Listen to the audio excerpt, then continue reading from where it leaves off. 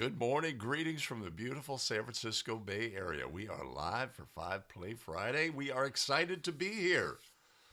Super excited? Maybe, maybe. Hope everyone's doing well. Apologies for last week.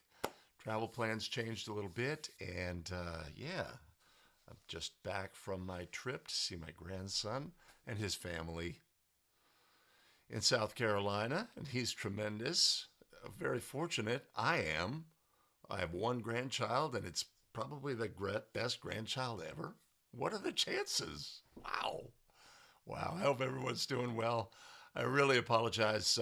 It's hard for me to, when plans change, to alert, right? I can post something on YouTube, but not everybody sees those community notes or whatever they're called. So I apologize for that, but plans changed. Florida is in the house. Good to see you, Ref. Mark, I know the feeling, man. I know the feeling. It's that time of year. Those nagging things can overtake you and beat you up a little bit. But it's what we do, man. It's what we do. Stan from Pinole. Hope all is well, Stan. Playoffs in the sun. You see those outdoor games like at Rucker Park? Can you imagine officiating in the, it's like you go up to see between like elbow to wrist contact, and you're looking right in the sun. It's like, wow. I mean, glary daytime gymnasiums are already bad enough. All right. Make sure everything's working here. I don't have my my tech team at my ready here today, but I'm going to fake it. All right. Go green. Adam, good to see you. Hope all is well. Paul, Philia. Ooh. Is that like perfect Colorado living? I mean, you ski to work, right? Tom Hickey. Good to see you, Tom, from Milwaukee. I guess the Bucks got some bad news yesterday.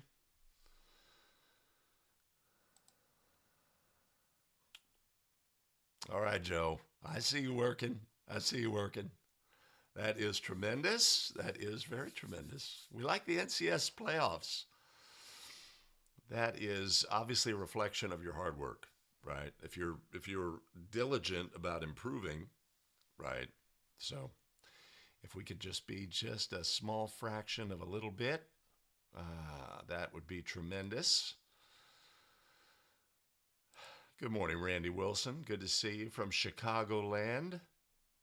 Okay, yeah, it's time to bring all the things to bear. There was a member of our high school association when I was relatively new to the association, and she was a D1 official, but she got the D3 championship game. And it was like I was super excited, and it was available. I could watch it, and I watched it.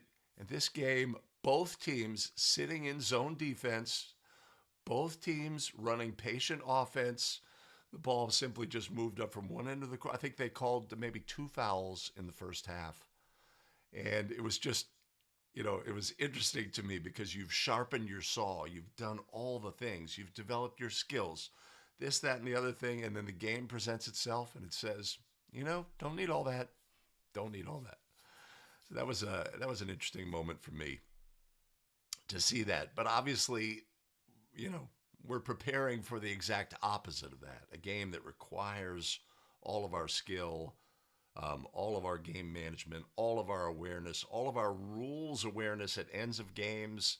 If we make a mistake at the end of the game in a playoff game, we have done a grave injustice to the game and to those teams.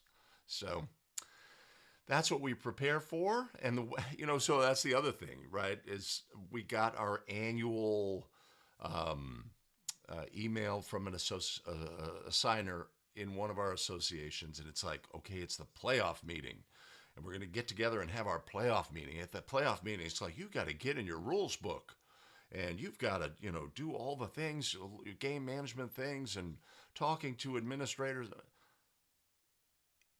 It's too late. It's too late, man. Your product is baked in. You are what you are at this point of the season. You can't just like, I'm going to turn the switch and I'm going to suddenly like brush up on the rules or what have you. It's like, it's too late. It's the die is cast. And the time to do that, the time to prepare for your playoff game is from the very first scrimmage, is from doing all the things, the habits and the fundamentals. I just can't stress that enough. And the fact that, and obviously the season is long and it's grueling and there's all these things, etc. But if we're not preparing for that from the outset, we can't, it's not going to just happen at the end. So that's always an interesting thing to me when that playoff meeting comes around and we're going to remind ourselves about the rules and what have you. So, but as we get to the end of the season here, I hope everyone's hanging in. Zooch, why can't they comprehend the greatness that is the Zooch? Come on now. Yeah.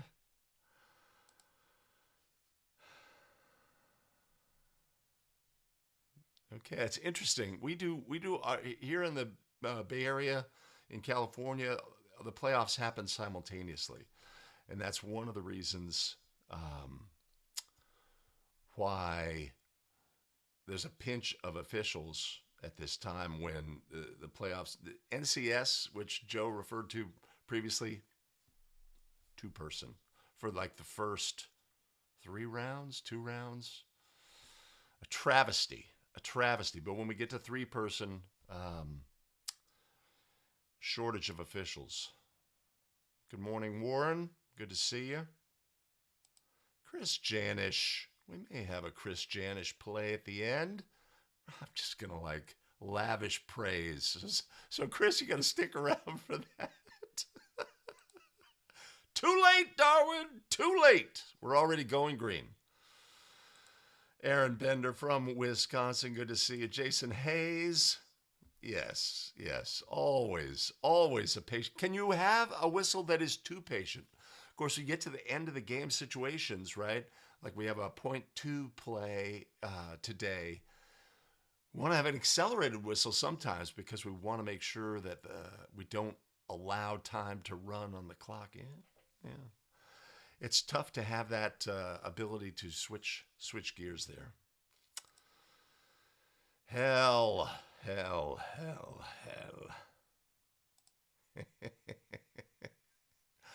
I have a skill.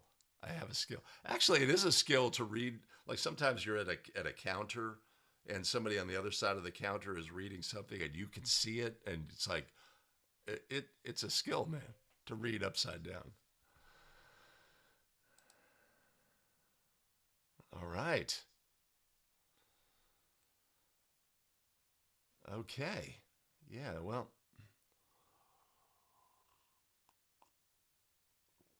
I almost forgot my coffee this morning. It would have been a disaster. I'm flying solo here, man. My tech team is of no help. Thank you, Russell. Appreciate you being here.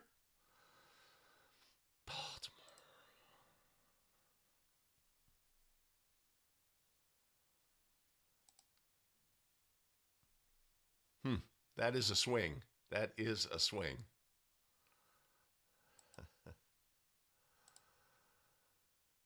Oh, that's awesome.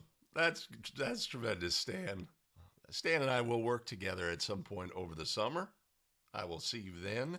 Kelly Hefner is joining from North Carolina. It sounds like it's chilly across the country. Yeah.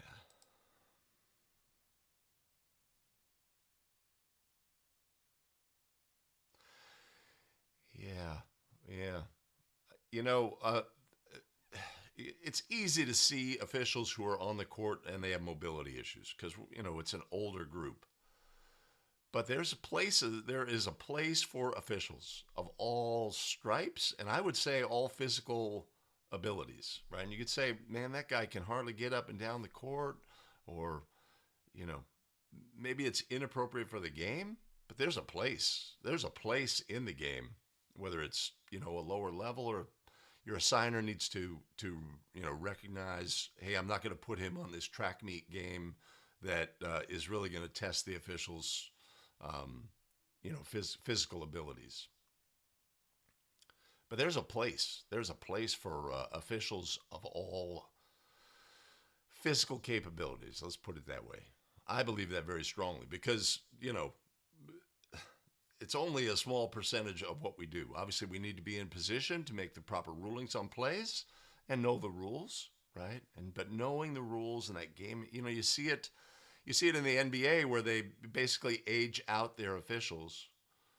Um, and you see longtime officials who have a little hitch in their giddy up, but they want them on the game, man. They want them on the game. Hey, Barry, good to see you. Okay, so I cannot fool around here.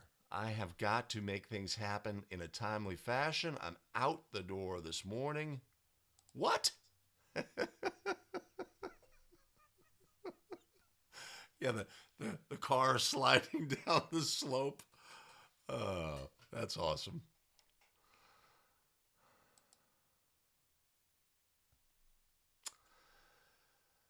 Well, the end comes to us all, right? So even the officials who get into the playoffs, right? Every level, they like half as many officials, half as many officials, half as many officials.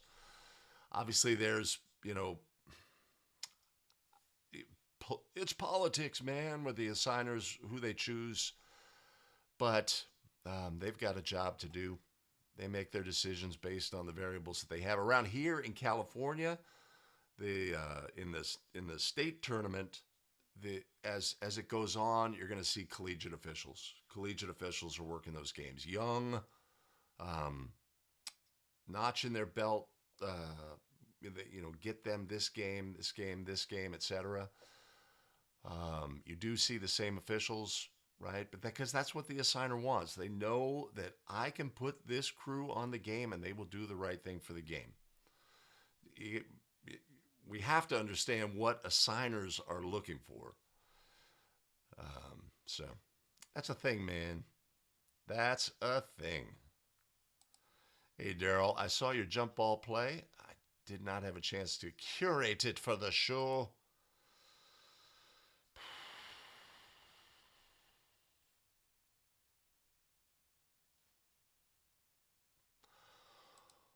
Voltaren gel. What does it smell like? That's tremendous. That is tremendous. Okay. Oh. Uh-oh. Voltaren. Yeah, I might have to check that out. That's an option as well. Yeah, that's absolutely true, Paul.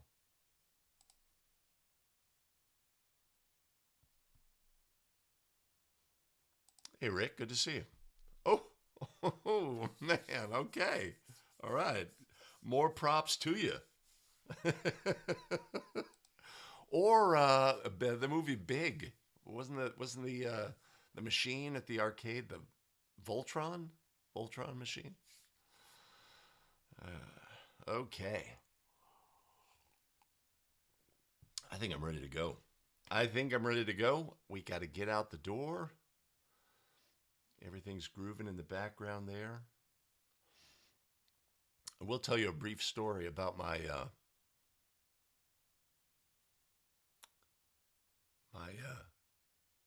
salt and pepper shakers, which I always have in my shot, hiding somewhere or whatever. One of the very first videos I ever made was switching in two-person mechanics, and I used the salt and pepper shaker to show So it's near and dear to my heart. So bear with me. It's like, what the heck is that doing back there? Yeah, Voltaren gel, like the sales suddenly spike when officials figure out, oh, this can help you. Oh, Zoltar. Okay, yeah, an excellent movie. An excellent movie. Thank you, thank you. Hey, Tony. Well, if you're here, let's get started.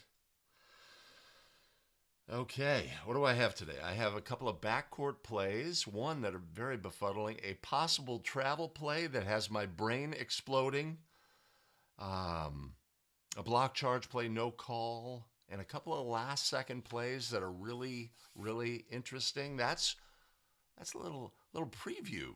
If none of those interest you, you can just turn it off now. Awesome. Okay, I want to go here. Can't stop, won't stop. 5 plays. Stick around. Greetings, everybody. Welcome back to 5 Play Friday. We're not delaying today. I'm Greg Austin with a Better Official. We're going to look at plays. Let's look at our first play, possibly a You Make the Call play. What do you have on play number 1?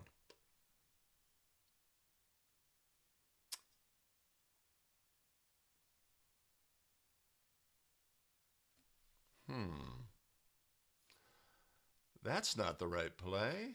Hold on. Hold on. We haven't broken it out in a while.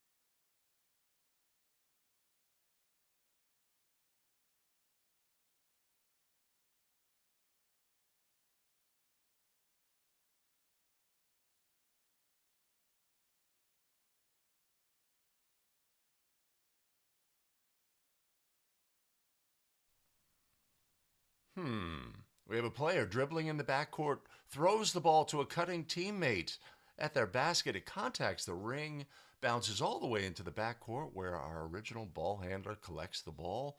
What do you have on this play? Put your ruling down in the comments and stick around to the end of the video where we'll talk about this play we don't see every day. All right, next play. Except for live stream viewers. Hey, back at the start of the show, we had that unusual play that ended up in the backcourt. Let's look again at play number 1.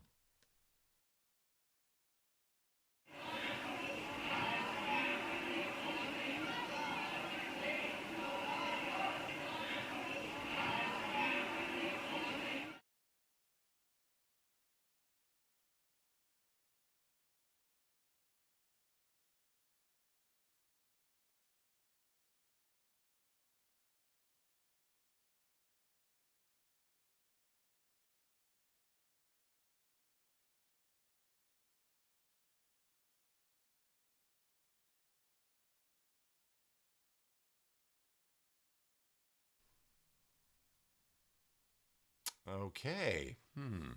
This is a play you're going to need to think about for a moment, right? So what are the elements? We have a player in the backcourt who is dribbling the basketball. They pick up the basketball and throw the ball towards their teammate, cutting to the basket. The ball contacts the ring and then goes into the backcourt. What do we have on this play? Is this a try for goal? That's sort of our key question here. Also, as an aside, if the ball went in, how many points would it be worth? But is this a try for goal, right? This is a judgment call by the officials. Was this a try for goal? Was she trying to put the ball in the basket? No. No, she wasn't, right? So, but the ball contacts the ring and then goes into the backcourt where the same player picks up the basketball. I think what we have here is the possibility for 2 separate violations. One is this player has caused the ball to go from the backcourt to the front court to the backcourt without the ball touching a player. This is a backcourt violation by rule. Also, we have a player. Yeah, I think that's our ruling on this play. It's befuddling, right? Because the ball contacts the ring, and we think ring, try, etc. No longer team control on the play. But I don't think that that would apply to this situation.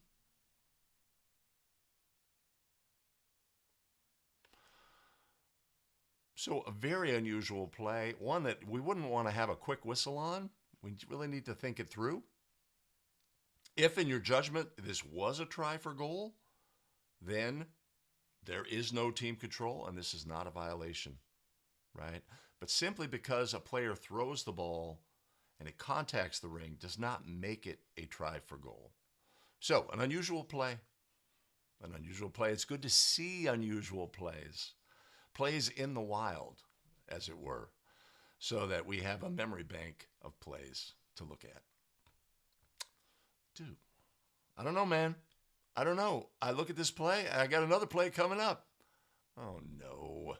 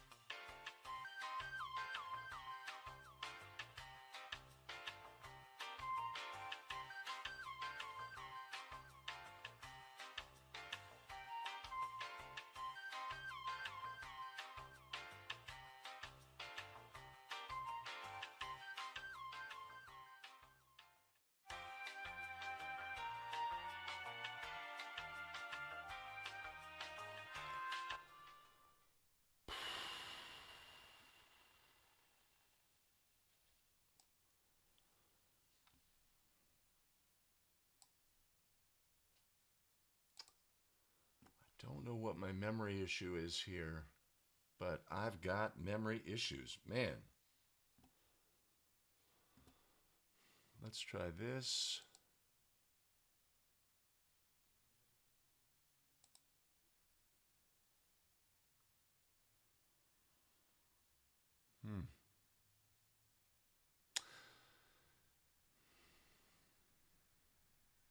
Yeah, I'm going to have to restart the stream.